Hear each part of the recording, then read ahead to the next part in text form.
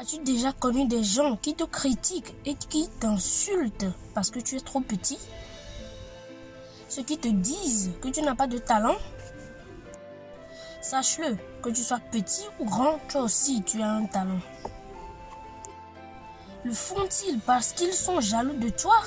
Parce qu'ils ne croient pas que tu as un talent? Je vais te raconter l'histoire d'un enfant qui était talentueux, mais qui était envié par ses propres parents, par sa propre famille. Malgré qu'on le dérangeait, je vais te dire comment il a réussi à devenir un conseiller. Comment il a été courageux et comment il a utilisé le don qu'il avait pour réussir. Comment il a gardé courage en se disant que la sagesse n'avait pas d'âge. Bonjour mes dagneuses et dagneuses, j'espère que vous allez bien, que vous portez bien. Moi je suis très content de vous retrouver dans cette vidéo.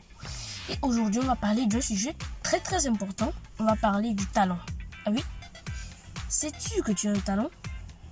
Et plus précisément, on va parler de ceux qui pensent que les enfants n'ont pas de talent, qui sont trop petits pour accomplir des miracles. Mais savez-vous que le talent et la sagesse n'ont pas d'âge? Je suis Daniel et aujourd'hui, on va décortiquer tout ça. Allez, c'est parti.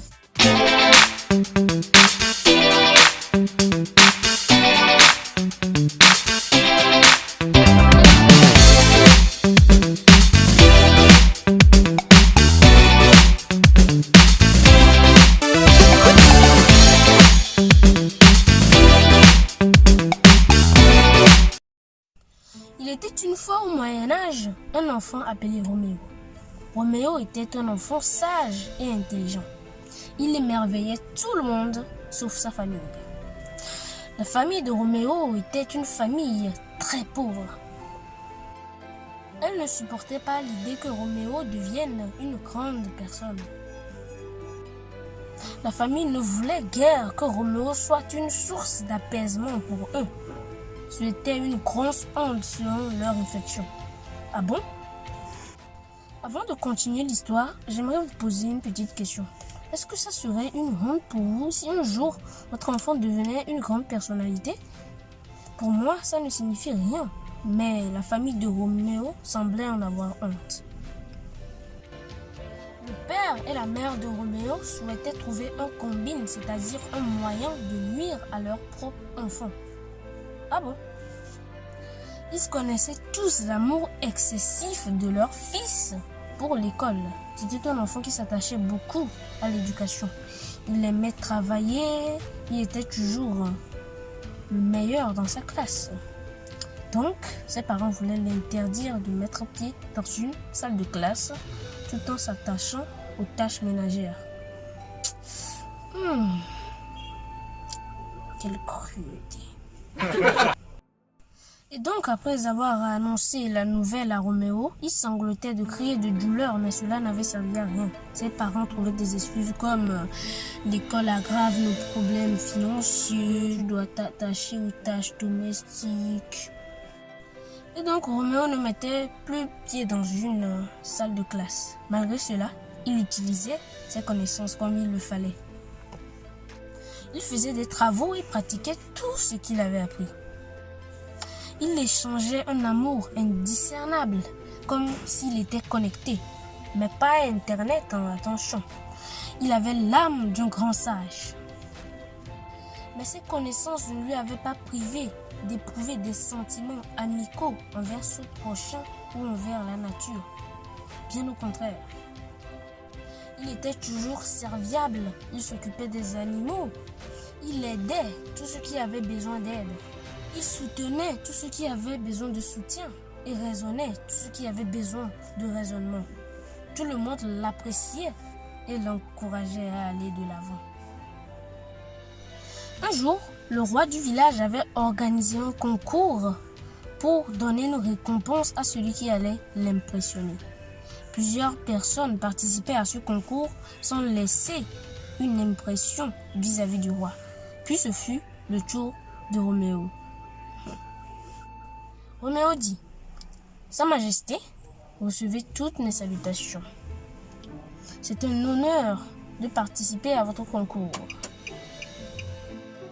Sa Majesté, j'aimerais vous poser une question. Savez-vous que votre ennemi et la souffrance sont un avantage pour vous et que sans eux, vous ne pourrez jamais réussir? Le roi répondit, comment ça? Roméo reprit en disant, l'ennemi est une personne qui vous permet d'avancer. Quand un ennemi vous blesse ou vous conduit à l'échec, la prochaine fois, vous resterez prudent, car vous n'aurez plus envie de vous remémorer des mauvais souvenirs ou de goûter à la douleur. Alors, à chaque fois que vous commencerez un travail, vous resterez prudent. Sans l'ennemi, vous ne pourrez jamais avancer dans la vie. De même pour la souffrance. Quand vous souffrez, vous commencez par discerner les choses. Vous saurez ce qui est bon ou mauvais. Quand vous échouez, vous souffrez. Mais cette souffrance engendre à l'avenir des connaissances. Car c'est quand on échoue qu'on apprend. Ainsi, c'est de la souffrance que naît l'expérience. Après le discours de cet enfant, le roi était étonné. Il admirait le talent de Roméo. Depuis ce jour, Roméo est devenu le conseiller du roi. Wouhou! Un maximum d'applaudissements pour Roméo. Waouh! Donc voilà, la fin de cette histoire. J'espère qu'elle vous a plu. J'ai pris beaucoup de temps à la composer, à rassembler les idées possibles pour vous faire la meilleure vidéo qui soit. Alors j'espère qu'elle vous a plu. Plus sérieusement, évitez de vous préoccuper de ceux qui vous insultent, de ceux qui vous menacent, de ceux qui sont jaloux de vous. Ce n'est qu'un entourage toxique. Ils veulent juste vous détruire. Ils ne veulent pas vous voir utiliser votre talent. D'autres viennent donc vers vous avec des bonnes langues. Bonjour monsieur, comment allez-vous? Oh ça va. Comment ça va? Ça va. Et après, vous donnez de fausses idées. Vous mettre de l'imbécilité, de la stupidité, de mettre la folie dans votre cœur. C'est tout ce qu'ils sont venus pour faire. Ils vont utiliser de bonnes paroles pour vous séduire, comme cela.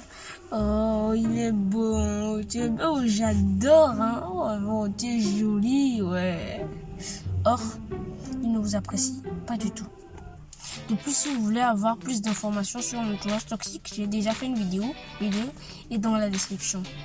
Vous pouvez aussi retrouver l'histoire de Roméo que j'ai créée. Le lien est aussi dans la description. Et vous pouvez aussi me suivre sur Instagram. Ça me permet de communiquer avec ma communauté, de leur donner de plus en plus de conseils. Moi, je vous dis à la prochaine. Que le pays soit petit ou grand, c'est de son moral et de sa démarche que naît le vrai jugement. L'échec n'est pas une maladie incurable. Sur ce, c'était Daniel. Passez tous une excellente journée.